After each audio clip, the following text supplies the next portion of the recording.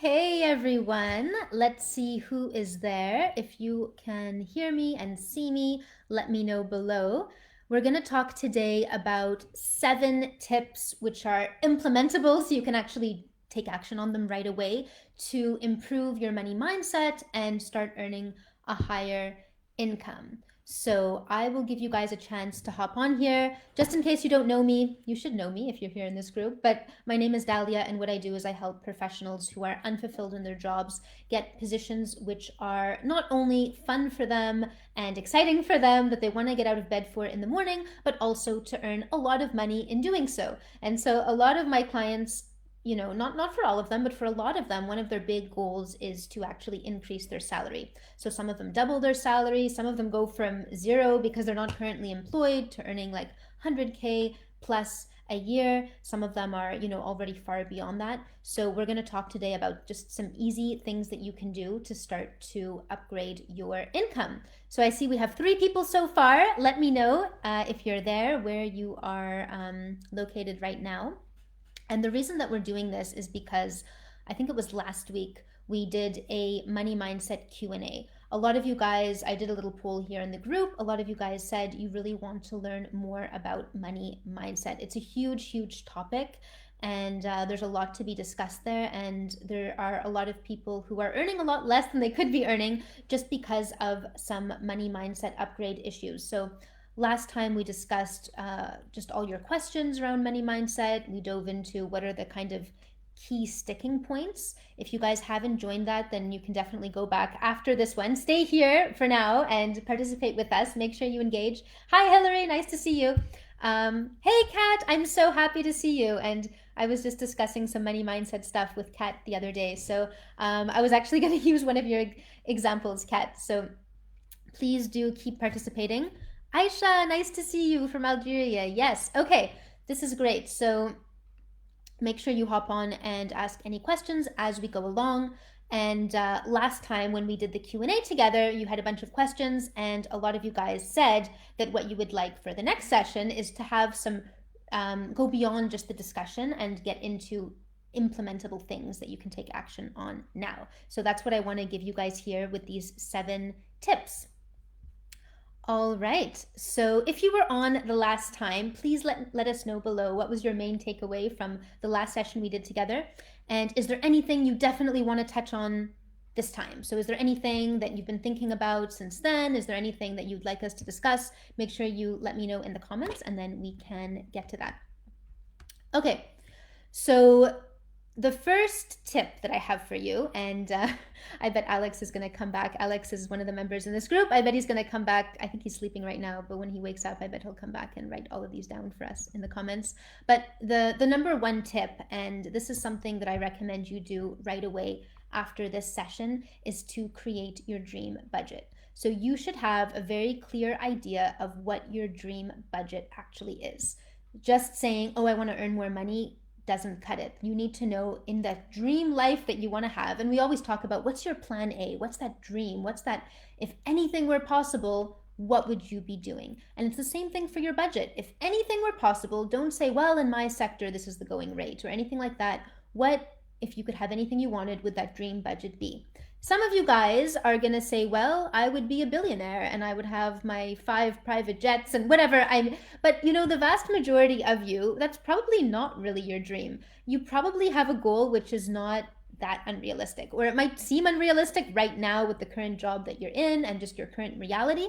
But a lot of the time when people put together their dream budget, it's actually not that unreasonable, and it is doable if you know, of course, the right approaches to take. It might not be so realistic in your current situation, but it would be realistic if you just upgraded a couple of key things, and before you know it, I can earn my dream budget. So that's the first thing, is to really create that dream budget. There are lots of ways you can do that. You can use a vision board and just make sure you attach a monetary value to everything on the vision board, or you can just make a list. Like you can say, okay, here's how much I want to have for transportation. I want a nicer car, or I want to be able to fly business class instead of economy, or whatever it is. You just make a list of all the things that you would like to be able to spend on a monthly basis. Maybe you have that dream apartment you'd like to rent. So how much would that actually be per month? all that kind of thing. So let me know below. I want to know what would be part of your dream budget. So we're talking anything is possible. What are those like top priority things that, oh, if I had the money, if I could afford it, this is what I would be spending my money on. Let me know below. What is something that you would love to be in your dream budget? So while you are writing that down, the interesting point about the dream budget is that a lot of people have this idea that one day when I have the money, one day when I'm rich, right? One day, it's always all this one day kind of stuff. But right now, obviously, I couldn't afford that kind of luxury, right? A lot of people have that. Last time we discussed a lot about limiting beliefs. So that is a huge limiting belief for a lot of people. But like I just said, when you create that dream budget, a lot of the time you're going to find things on it that actually you could afford now. And, you could afford those things. And if you can start already affording some of those mini dreams, you need to ask yourself, why are you not going for them? Like, what are you waiting for? Okay, so Kat says she'd like a nicer house. You have a nice house now, but yeah, a nicer house, okay. And another one on the beach, love it. Hillary says, I think 150K annual would be way more than enough. I would like to pay off my student loans. Yeah, I mean, 150K is completely realistic, especially with the strategy that you're using right now with your 3 different income streams and paying off student loans. There's nothing extravagant about that. Aisha, definitely a 6-digit salary and a job. Yeah, absolutely. So, those are all really realistic. Even this idea of Kat's idea, oh, I want an extra home on the beach. Well, it's not even that extravagant, right? So, the other thing you want to do is think about your dream budget and think about what can you actually afford now. So if you want to be able to pay off your student loans, well, how much are you paying off now? Maybe you could be paying off a bit more of that. Well, that's not the most exciting thing to be paying off, but even something like okay, I'll give you guys a silly example. So when I was a student, I would cut my hair as little as possible. I'm sure you guys have some examples like this, but I would avoid going to the hairdresser. I would only go when I absolutely, have to,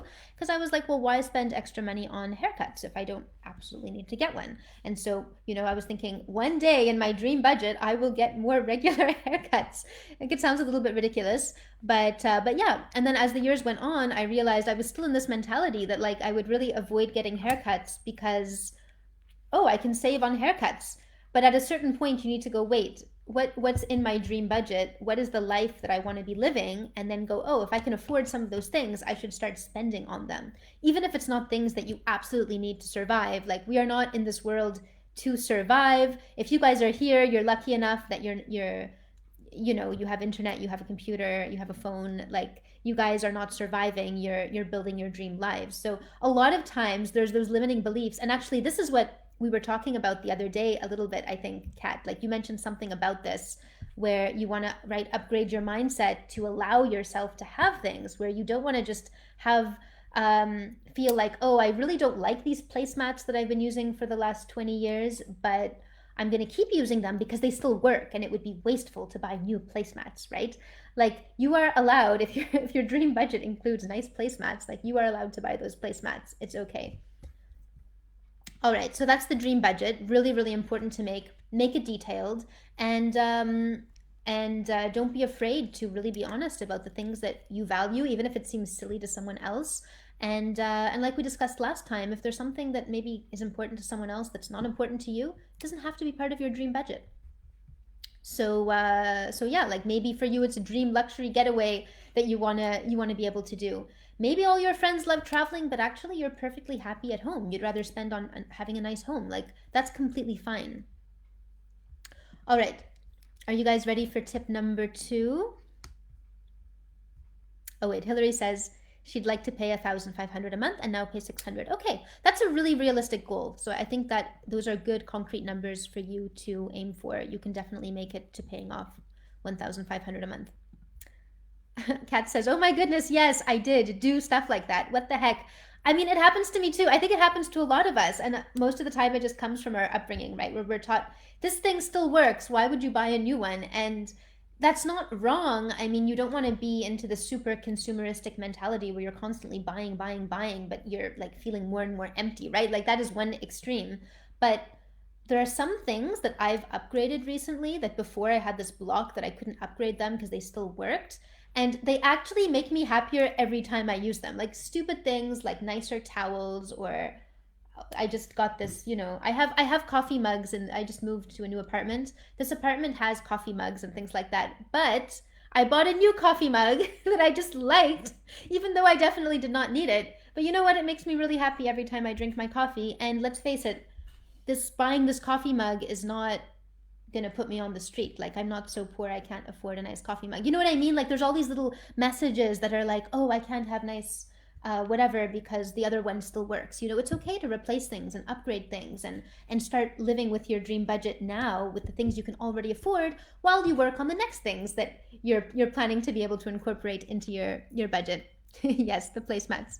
And Hillary dyed her own hair yesterday and never cut it. There's nothing wrong with that. Again, like if you dye your own hair, that's okay. But if for you have this idea that one day I'm going to get my hair professionally dyed, and this is like part of your dream budget, that's where, start giving yourself permission, if you do have the money for it, to start ticking off some of those dream budget things off your list and actually start investing in them. Because, life is short, and it's like, when exactly are you going to start living in the way that you want to live? Okay. Yes, whatever sparks joy. Exactly, exactly. Okay, so number two, and this piggybacks on what we discussed last time, which is to, um, it really piggybacks on the idea of getting to the bottom of all those limiting beliefs regarding money. So it is to write a letter to money. There's a lot of ways you can uncover those limiting beliefs, but one of the best ways is to actually write a letter to money. So you'll take out a piece of paper, or you can use your computer, and you just say, "Dear money," and then just feel whatever comes up for you. Like, does writing "Dear money" make you feel like, or does it make you feel afraid, or does it make you contract? Like, how does that make you feel? It's a really interesting thing to just take note of how it makes you feel, right? Like, why is it that writing "Dear money" makes you contract instead of making you excited and expand and, oh, possibilities, right? All the things I can use the money for. So if you have those feelings, and that's really interesting, and you can talk to money about that, right? You can say, "Dear money, just writing to you makes me feel," and you can say how it makes you feel. And you can say, "I think this stems from my childhood when my parents would always say money doesn't grow on trees." But isn't that interesting that I'm really ready to let go of that belief? Because, and you can discuss these things with money in a private letter between the two of you, and it'll just really, really help you to uncover some of your blockages and some of your limiting beliefs. Because I think a lot of the time, like, I've talked to people who are like, "Oh yes, I've done a lot of research on manifesting and on money and money blocks, and I have a lot of blocks, so I think I need to spend some years figuring out those blocks before I can move forward in life." And it's like, you don't need to spend a ton of time uncovering blocks. I mean, yes, you're going to be working on yourself and your progress and your limiting beliefs for the rest of your life. That is life, right? But you don't need to wait to fix yourself before you can move forward. And one of the fastest ways is just to write this letter to money, and that's going to very quickly help you to uncover whatever limiting beliefs you still have and help you to work through them. So, limiting beliefs, we discussed them last time, so I won't go into detail now. But if you haven't joined that Q&A, then I can put the link after this video. Definitely go there, because you guys brought up a whole bunch of different limiting beliefs that I think a lot of people can relate to. But, they could be things like, "Oh, I'm just a girl from a small town. I'm not some big businessman. I don't earn past 60K," or all these kind of things that we might have in the back of our minds that stop us from moving forward and getting to that next level in our incomes.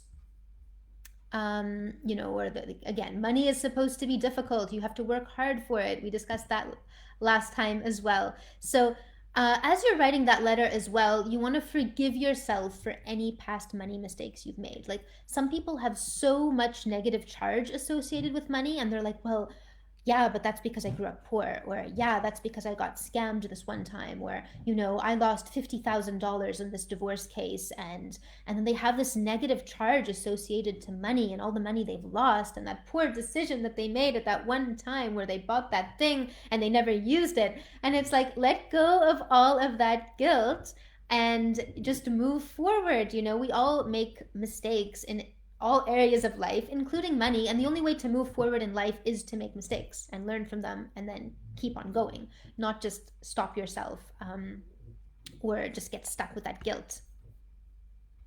Hi, Jody. Nice to see you here. Let us know what questions you have, and thanks for participating. So, okay, so you want to forgive yourself for any kind of past money mistakes, and then number 3 is to start asking the right questions. This is so important. This is where, as we go about our days, you know, we talk to ourselves, and a lot of times we ask ourselves questions. And so I have a client the other day who we were going through some of the questions that run through her mind on a daily basis. And they were things like, will I ever be able to afford a home? You know, this is something I've wanted for a long time. What if I go through life and I'm never able to afford that home, right? I'm never able to afford my dream budget kind of thing. Um, so that's considered a disempowering question because that question can't really lead you anywhere good. Like, will I ever be able to afford my home? Well, then you start getting doubts. Maybe I won't be able to afford it. Maybe this is as good as it gets. Maybe I just have to settle and I just have to give up on my dream, right? Like that's not a very productive way to be thinking. And so you have to be really careful because that means you have energy going into an unproductive question when if you simply rephrase the question as how am I going to be able to afford this dream home? Then you start thinking about possibilities. Well, what if I did this? What if I did that? Or even, what is my dream home going to look like? Should it be like Kat was saying, she wants to have a home at the beach, but maybe the question is, which beach do I want my dream beach house to be at? You know, that beach down the road is nice and it's close to my other place, but there's some really nice beaches over in Florida as well. Or what about the Caribbean? You know, I don't know, but just think about asking questions that open possibilities versus contracting possibilities, because that will keep you in a vicious cycle of not going anywhere.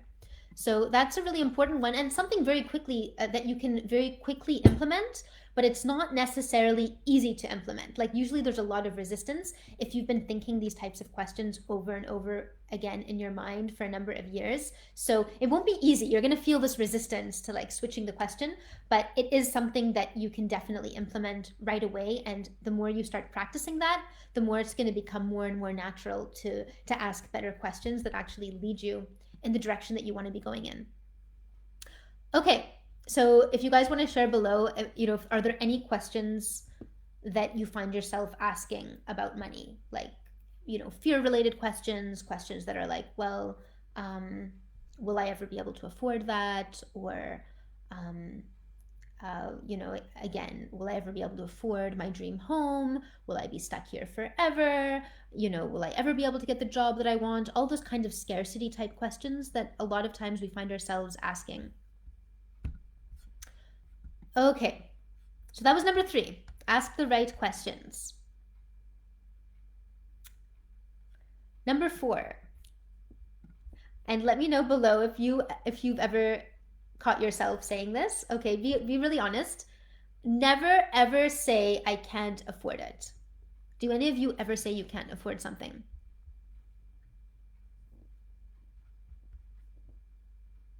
Hillary says, I think I feel guilty to make a lot of money while working in development. I was told blatantly by a taxi driver in Myanmar once that we are all hypocritical and should give that money to the people who need it. Yeah, um, I can relate to that. I've definitely talked to people who are, you know, if you do development type work where they're like, well, you know, why are you being paid all this money when people need money? But I think that comes back to the pie we were talking about before, right? That limiting belief that there's one pie in the world of money, and the more you take of that pie, the less that's available for someone else. Versus most of the time, issues like systemic poverty and a lot of inequalities in the world, the problems are a lot more complex than just that one person has the money and so this person does not, right? And I know you know that as well, Hillary. So a lot of the time it's yeah, there's no set pie where the more you take, the more someone else gets. And as you know, uh, even if you were to take all your money and give it to someone in need, that still wouldn't fix these systemic issues that exist in the world. Unfortunately, it's a more complex problem, and that's why we have these problems, why we haven't been able to solve them, but we have been able to make progress on a lot of them. And yeah, you should never feel guilty for any of the money that you're earning. You're not taking away from someone else, and you can certainly use that money to help improve some of those issues in the world. And there's so many ways to help with those issues, while you still earn an income. And I meet a lot of people who don't have much money, and a lot of times they're quite limited in how they can help other people. I think we also discussed this last time, because they're so in need and they're so much in survival mode, they actually can't go out there and help anyone else. So yeah. Okay, so never say you can't afford something. So this is where it's so important to stay in that abundance mindset, and saying I can't afford something just shuts those doors. And we also discussed this last time, where it's like sometimes there's, the rich neighborhood, the poor neighborhood, and you're like, that's them, this is me, I'm situated here. It's just like limiting yourself to um, certain income brackets, or whatever it is. So it's really, really important to never say you can't afford something. Um, Instead, what you say, like, a lot of times you can afford the thing you're saying you can't afford. It's just that it's not a priority for you. Like, people will be like, oh, I can't afford a pair of $500 heels, or $1,000 heels, or whatever price these crazy things are selling for these days, right? So a lot of people will say, well, I can't afford that. Who on earth would spend that much money on, you know, a silly pair of high heels, right? And but you might have the $1,000 or $500 in your bank, so technically, yes, you could afford it, or you have it on your credit card or whatever, right? Like, you could buy those heels, but you just don't think it's worth it. So that's completely fine, right? But don't say I can't afford the heels. You say I choose to spend my money elsewhere. The heels are not that important to me. And that's so much more empowering than saying I just can't afford it. And most of the time it's not even true. You actually probably could afford it. And if you definitely could not, like you don't have that money in your bank account, well, if it's something that you really, really want, you could say, oh, I'm working towards it. I'm working towards getting it, That is a beautiful beach house, and I'm working towards being able to buy one myself. I'm saving up, right? If you're not saving up and if you're not working towards it, then it's honestly probably not that important to you. And so it's fine. You don't need to say, oh, I can't afford it. I wish I could, but I just can't afford. If it's not part of your dream budget, then why feel like you can't afford it? It's just not a priority. Um, and then the other part of that is, every time you do spend on something, to make sure that you are feeling grateful and happy that you have the money to spend on this thing.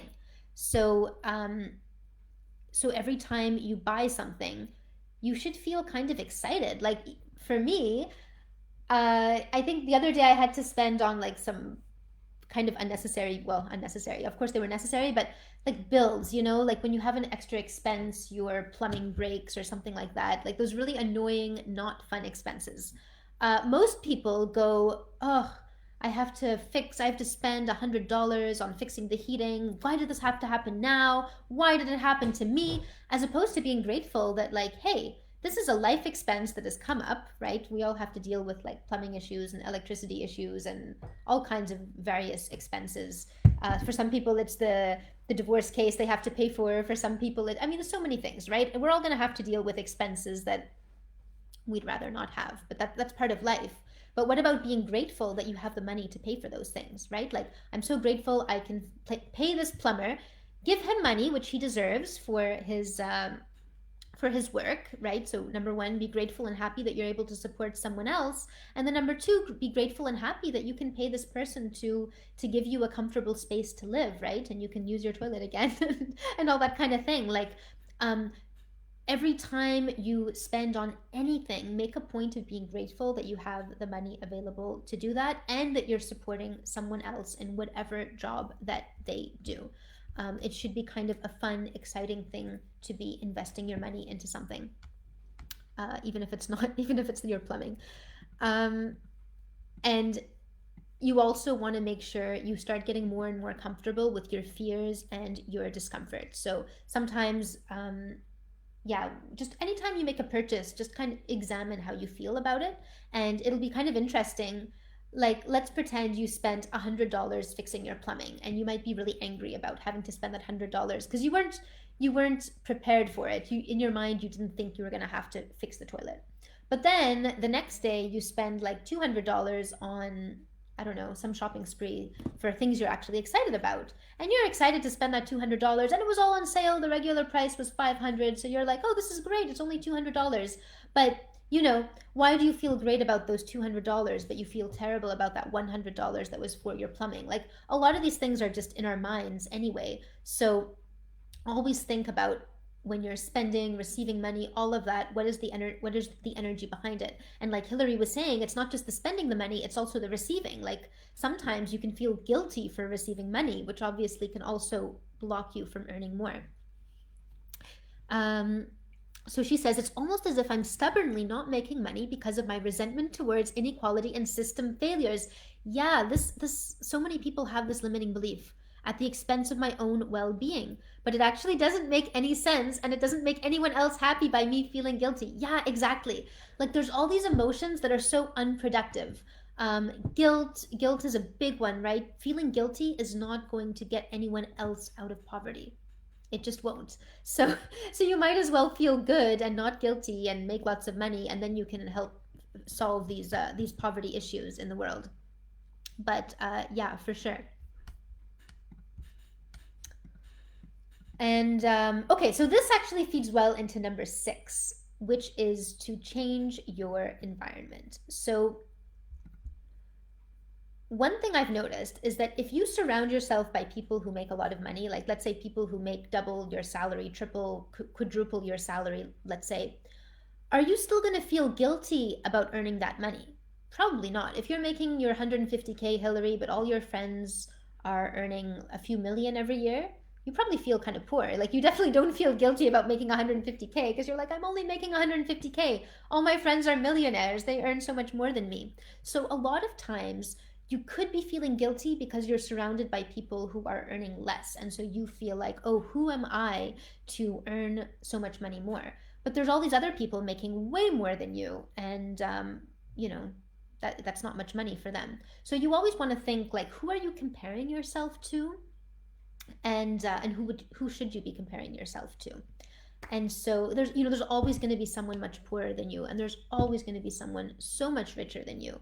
So it's really important to be careful about where your comparisons are, and to think about upgrading your environment and as well as the people around you. So I'm not saying, give up all your friends. Now you need to go out there and only associate with millionaires. But, having a few millionaire friends in your life is not a bad thing. Just to remind yourself that, hey, you don't make much money. It's okay to make more money. And when you meet people who earn a lot more, you see that they're not terrible people. They're not people who are, making anyone else poorer by them being richer. And you realize, oh, they're taking business class and they're going to have a more comfortable flight than me. And they're no better of a person than I am. Why shouldn't I also earn enough to be able to have that business class ticket? Jody says, I've always worked around millionaires, but I have not had the same opportunities as they have. Yeah, so this is where sometimes, of course, there's so many different ways people have made their money, right? And some of them might not apply to you at all, where it's like, okay, well, they came from a rich family and I didn't. You don't want to compare yourself to them in terms of what you've succeeded at, but just in terms of knowing that they're no better of a person than you are. They're no different really than you are. So why not you? And of course, again, there's other factors there where you could say, oh, well, because they have a rich family and I don't, or whatever. That doesn't matter. But just to see that, okay, they're no different of a person, right? We're all human beings. Just some have like more money in their bank account than others. It doesn't really matter. But if that's what you want, there's ways to go out there and make it happen. So it is good to have just different influences in your life and have people who maybe earn a bit more, just to get a bit more comfortable with the idea of it. Naomi says, I've heard the saying, comparison is the thief of joy, used mostly in the context of feeling down. Oh, I love this one too. The context of feeling down when someone else's life seems better. But I think it works the opposite way. Yes. Seeing the lives of people who are less fortunate can steal our joy by way of unnecessary guilt. Yeah, I completely agree with you, Naomi. I think comparison can be a beautiful thing, but it's all about the lens with which you are approaching it. So obviously, if you are scrolling Instagram and you're seeing people who seem to have this amazing life, and you just start feeling down on yourself and you feel like a failure and you feel like, well, that's good for them, but definitely not possible for me. Well, that's extremely unproductive, right? And if a second ago you were feeling good and you were moving on your goals and you were being action oriented, and then you start comparing yourself and you go, oh, well, it's so hard for me and I'll never be like them, and then you just kind of give up. Well, yeah, then you should. Then in that case, comparison is definitely a thief of joy.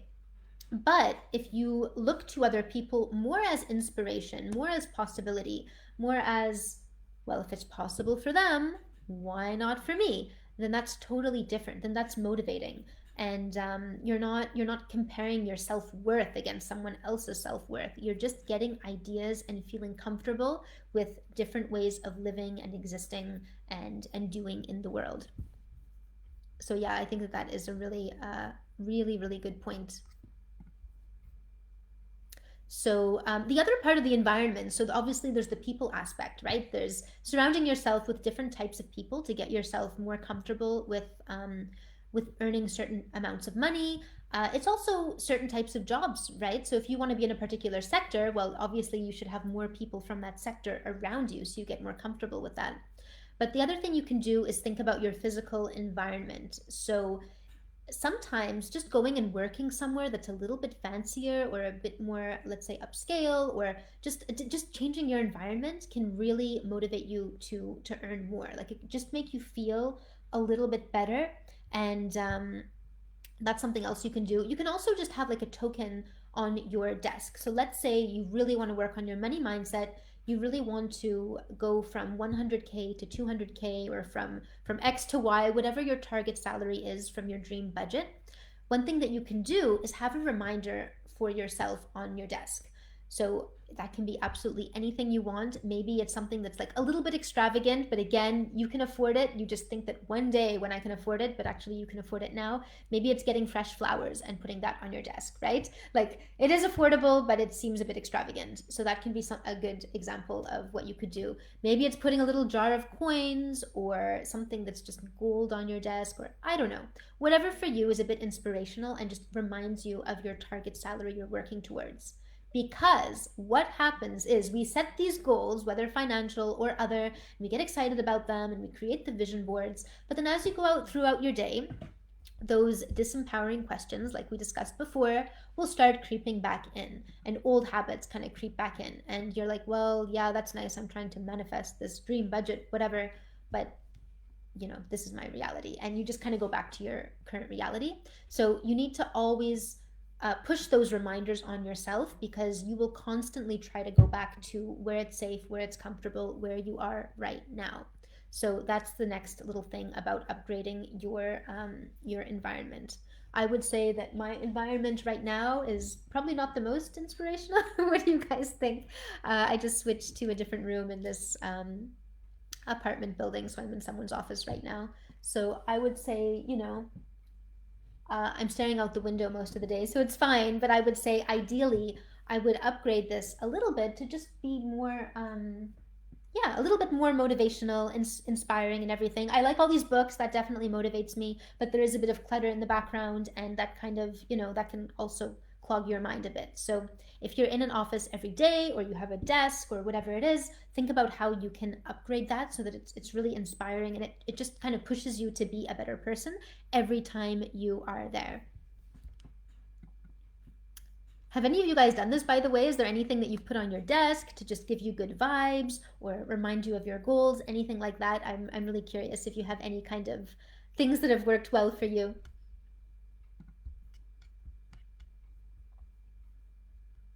All right, so we are on to the last point, which is to have an action plan. So this one's actually not a very quick and easy tip, because obviously it's a little bit more involved. But investing in yourself and upgrading, masterminding, that is so important. So I feel like, you guys tell me, wait, your impressions are, because I think we all see different things with the Facebook algorithm and whatnot. But I see so much out there these days that's really about manifest your dream budget and manifest money, and you just have to be in alignment. Da da da da da. But I find that you do need actual action and a strategy as well. And I've experimented with this. I have tried being in total alignment and having great vibes and all this kind of thing. And I can't really say, to be honest, that that has uh, turned into like magical income coming in. I mean, of course, when you're in the right vibes and you're feeling aligned and you're feeling excited, like, of course, that's number one, a much better way to live life. And of course, that's going to give you inspiration and it's going to keep you taking the right action and all that kind of thing. But a lot of my big like steps up that I've taken is really a combination of being in the right energy, being in that alignment or whatever, and at the same time having a solid strategy. And every time I get stuck, it is I'm just giving my own example here. If you have a different example, please let me know. But what's really gotten me unstuck and gotten to that next income level is actually a shift in my strategy. So it's a combination. I don't want to say it's just strategy, it's just tactics, it's just action, but you definitely need that action. And just because I see so many people getting into money mindset who are just focused on it has to manifest, it has to just happen automatically without me having to do anything. And I don't really see people getting to where they want to go, because sometimes the action they need to take is literally right in front of them, but they're like, no, no, I'm manifesting, I don't have to do anything, I don't have to get out of my comfort zone, and then nothing really happens for them. Hillary says she got a feng shui book. Very nice. And it helps, yeah, with uncluttering. Yeah, your feng shui book would probably not like my office right now. It helps with uncluttering to get a better flow of energy in your home. Yeah, I should give that feng shui book to the person who owns this apartment. Like, hint, hint, can you please take your stuff out? But anyway, so yeah, so what was that point? Yes, taking action is really, really important. So if you don't have a solid strategy to actually upgrade your income, make sure you have one. I think actually I'll call out Naomi here because she has a really creative strategy to start earning more income, with your investment property and all that kind of thing. But you need to have a strategy. Like, you can't just expect. I mean, it can happen. I have a friend who just got a random inheritance from some relative he doesn't know. I mean, that stuff does happen sometimes, but that's not something you want to depend on. And if that happens, amazing. But you still need a plan to make things more systematic and really get towards your goals. Jody says, my current boss is an entrepreneur and he takes huge risks all the time and spends money to make money. Yeah, and I think the issue is that the general population understands that, but is still too afraid to really take risks to get to that next level. So they see someone like your boss, Jody, and they're like, well, that's nice for him, or, oh, he's a big risk taker, but I couldn't do that. But we can all do that. And it doesn't mean you have to take stupid risks, right? Obviously, take calculated risks. She says, this is so interesting. She says he is a huge strategist and always working with his various business plans in multifamily real estate, commercial real estate, and retail. Yeah, so he has a plan. He's masterminding. He's brainstorming. He's probably meeting people, getting ideas from them. He's testing, he's implementing. And he's not afraid to make some mistakes, but he keeps moving forward. Actually, that reminds me. Another comment from Hillary. Okay, we'll get to that in a second. But that reminds me of someone else I know who was telling me how he lost $50,000 doing his strategy, but he made at least $1 million, right? Most people are so afraid to lose that $50,000 that they don't do anything, but then they miss out on making the million. So it's just a matter of, what I've really, really noticed, and I'm sure it's the same with you guys, is that money is not about luck. And I think that's the issue. A lot of people think it's kind of a luck thing, and if you have any of it, you just have to hang on to what you have, like hang on for dear life, because who knows what's going to happen once it's gone, and then there's none left. Versus saying, you know what, I am a type of CEO of my own life. I am a mastermind of my life and of my income. And as long as you're that type of person who's always masterminding, you always have a strategy in place. Like, that strategy is not going to be smooth sailing all the time. It's not always going to work out perfectly. You might try to start a project and it doesn't go anywhere and nobody pays you anything for it, right? Or you might ask for that promotion and you don't get it. And in fact, then you lose your job the next month because they didn't like that you asked for the promotion, right? But as long as you keep looking forward and you keep focused on that dream budget and you keep focused on, okay, that happened, so what's next? Then you are always going to come out on top. You're not going to be someone who just keeps making mistakes and losing money because you're going to just continuously be learning from all the mistakes that you make. And life is not like, you hear this in the cliche Instagram quotes, but most people don't really implement it. But life is really not about avoiding failure. It's about having as many failures as possible and learning from those failures. And then you see these people get really, really ahead, whether financially or in other areas of life, and people are like, wow, how did they do it? Well, they took the risks that others were not willing to take, and they strategized and they took action, and a lot of people are just not willing to do that. So if you guys don't feel like you have a solid strategy to actually improve your income, obviously feel free to reach out to me and we can see whether there's something that you're missing, whether there's other possibilities for you that you didn't even know about. Like, for example, I see people who are in a specific sector and they go, well, in my sector, I can only earn X amount, so I have to just be happy with what I have. But most of the time, there are ways to earn more, even in sectors where you think that there's this ceiling and you can't earn more. So anyway, if you're not sure about that, send me a message and we'll discuss like what your situation is. And if a lot of times there could be like this way higher salary out there for you, and it's just you're here and that amazing salary is here and you just don't see it, or you just don't know how to reach out and get it. So make sure you send me a message if you're reaching a kind of ceiling or you're not where you want to be, and we'll discuss if there's something that you could be tweaking. Hillary says, yes, it's not unrealistic to make 150K with my 3-pronged career, but how would I go about this? Let's see. Yeah, well, let me know if you have any specific question about that. It sounds like you are already going about it, right? You're already doing it. But yeah, send me a message if you want to go more into depth on that one, Hillary. And Jody says it really challenges me. Yes. Oh, we have more messages. This is amazing. Failing forward. Yes. Naomi says yes. That ties into what you were saying earlier about language. She was on the phone at first and couldn't comment. People around me would say things like, I wish I could travel like you. Oh my goodness, I've been told that so many times. It's so important to watch your language, guys. I wish I could travel like you. I wish I had a beautiful house like yours. But then they don't take action on any of those things. And it was like they thought these things would just drop into one's lap. Yeah, exactly. I mean, it happens for money, like, oh, I wish I could afford that. But it also happens with people who go, oh, I wish I could travel like you, and I wish, as opposed to just deciding, is that something that I really want to do? Like, is travel that important to me? Yes. Okay. How can I make it happen? You know, and I think this happens a lot when it comes to money. That it's always, oh, I can't afford it, and this and that, and I see people who are earning really, really well. Again, we discussed this last time, but people earning quite well. And there are these very simple things that they're like, oh, I can't afford that. And you're like, well, you're one of the highest earners on the planet. So I think you can. It's just that you don't want to. Either you're telling yourself you don't deserve that thing, and so you're not making it happen, or you're spending on things that are not that important to you, and you're not prioritizing the thing that is important. So yeah.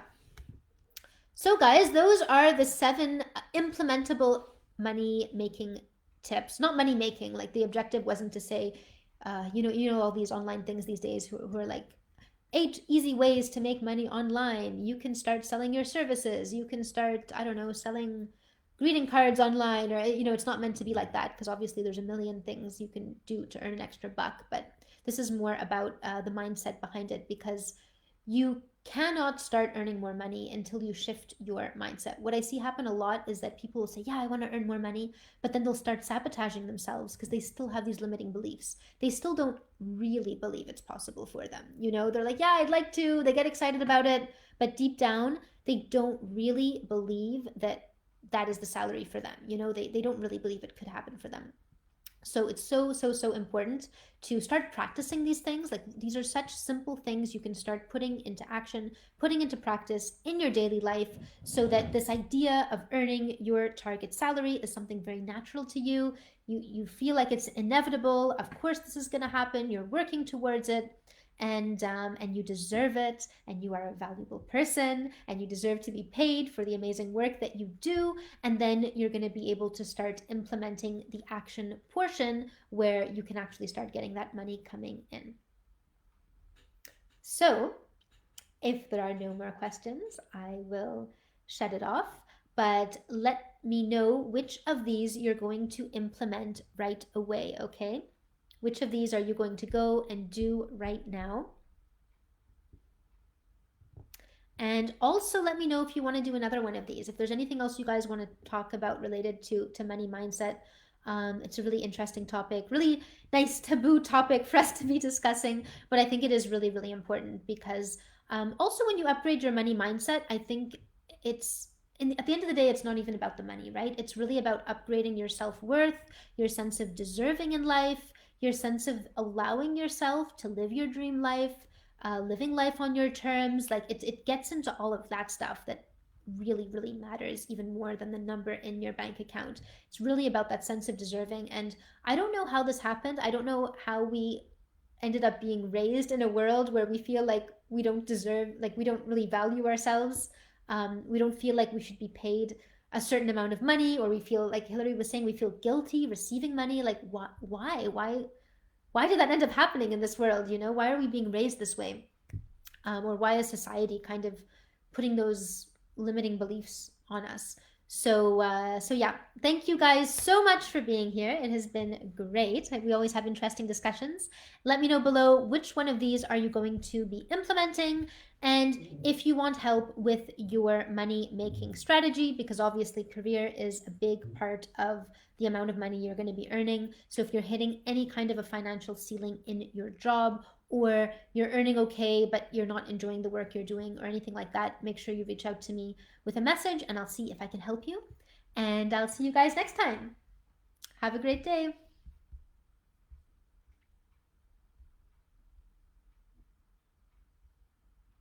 Oh wait, just before I go, we got more comments. Jody says, who can we network with and surround ourselves with on a daily basis with the same kind of mindset? That's a great question, Jody. A lot of people I network with are actually online, because I think we discussed this again last time, but these days you might not have anyone in your immediate neighborhood or workplace, and now with the lockdowns especially, it's even more difficult to go out there and meet people physically. So I would have a look online. Where are those online communities where you can just get outside of your current bubble and meet people who are either in the same mindset or more in the direction of the mindset you're working towards, or the financial status you're working towards, or the sector that you're working towards. Hillary says, I think it was all really helpful, got me thinking about a lot of things and stirred up those emotions. Yeah, which is a great thing. Like you're saying, stirring up emotions is such a great clue. Like, oh, I feel really afraid right now. What am I afraid of? Isn't that interesting? And you can go and you can examine that versus doing what most people do, which is, oh no, an emotion, I'd better run away and just go back to my comfort zone and stay exactly where I am right now with my current level of income, right? That's what usually happens. Naomi says, I think I brought this up last time. I wonder how much time or energy should go towards building a side hustle, for lack of a better word, that might not pay off initially, but seems like it would over time. How do we know what is worth that time? Ugh, I resonate with this so much, Naomi. I think I'm wondering if we should go into this now or even do a separate you know what? I'm gonna write this down. Let's do a whole separate video about this one, because as you guys know, I have a side hustle here. Well, it's not really my side hustle. It's like a full hustle, and I went through a lot of this, of course, when I was developing it and building it up, as well as some other projects. So I have a lot to say about that. So let's do a separate video about that. And if anyone else has questions about the time and effort, like how much is worth investing, right? When is it enough? When do you give up? When do you move on to something else? Those kinds of questions. If you have any specific questions about that, please do let me know and we'll do another discussion. we'll keep the discussions going. All right, guys. Well, my voice is going to get hoarse soon, so I will drink some more tea from my fancy coffee mug. And and I'll see you guys next time. Thanks so much for joining in. So lovely to see you, and we'll talk soon. Bye, guys.